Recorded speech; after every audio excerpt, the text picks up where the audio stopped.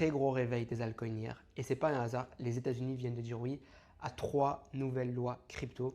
Donc j'ai envie de parler de la dernière phase du cycle dans laquelle on se trouve actuellement. Et j'ai envie justement de mettre en avant cette rotation de capitaux depuis Bitcoin vers Ethereum et d'Ethereum vers les altcoins pour savoir comment maximiser ta performance pendant les 2 à 3 prochains mois de ce bull market crypto.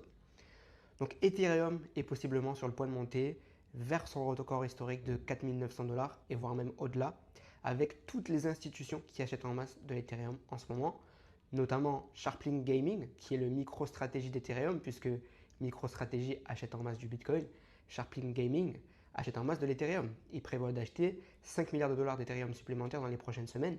Pour vous donner un ordre d'idée, il faudrait 2 ans et demi au réseau Ethereum pour produire autant de nouvelles offres que ce que Sharplink Gaming veut acheter. D'un autre côté, les ETF Ethereum, en ce moment, qui rapportent plus de rentrées nettes que les ETF de Bitcoin. Avec hier, les ETF Bitcoin qui ont enregistré 523 millions de dollars de rentrées nettes, qui est quand même pas mal du tout. Mais du côté d'Ethereum, c'était 602 millions de dollars de rentrées nettes, ce qui en fait la deuxième meilleure journée depuis leur lancement. Et donc c'est carrément fou parce que Bitcoin, c'est une capitalisation de 2300 milliards de dollars et Ethereum, c'est une capitalisation de 400 milliards de dollars. Donc pour moi, ça, c'est un gros signe d'alt season. Et en plus de ça, c'est pas tout. BlackRock, l'institution qui a donc mis en place les ETF Bitcoin et Ethereum, les plus gros ETF, ils sont chez BlackRock. Du coup, ils ont déposé hier leur demande de stacking sur leur ETF Ethereum, qui veut dire que les gens, en plus de bénéficier de la plus-value sur leurs gains en Ethereum, ils vont aussi bénéficier de leurs revenus passifs. Donc si ça passe, ça devrait passer, en plus avec les nouvelles lois en faveur des cryptos aux États-Unis, ça devrait ramener encore plus de monde sur les ETF Ethereum. Donc pour moi, pour être clair et transparent, il reste maximum 2 mois et demi dans ce cycle crypto.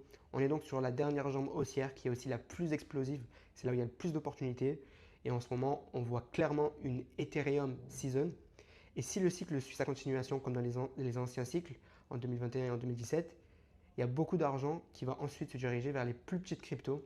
Et c'est là où ça peut être très intéressant, à condition bien sûr de bien choisir vos cryptos. Donc je vous conseille de rester attentif sur tout ce qui se passe. Je pense qu'il y a d'énormes opportunités en ce moment sur le marché crypto, mais il faut savoir prendre les bonnes décisions. Et donc je vous recommande de rejoindre mon canal Telegram où je partage toutes les actualités crypto chaque jour en temps réel. Et je fais des messages vocaux justement pour vous donner mes conseils d'investisseurs depuis 2018. On est plus de 5700 personnes dans ce groupe. Si tu veux rejoindre, le lien se trouve dans ma bio, c'est 100% gratuit. Et je te dis à bientôt.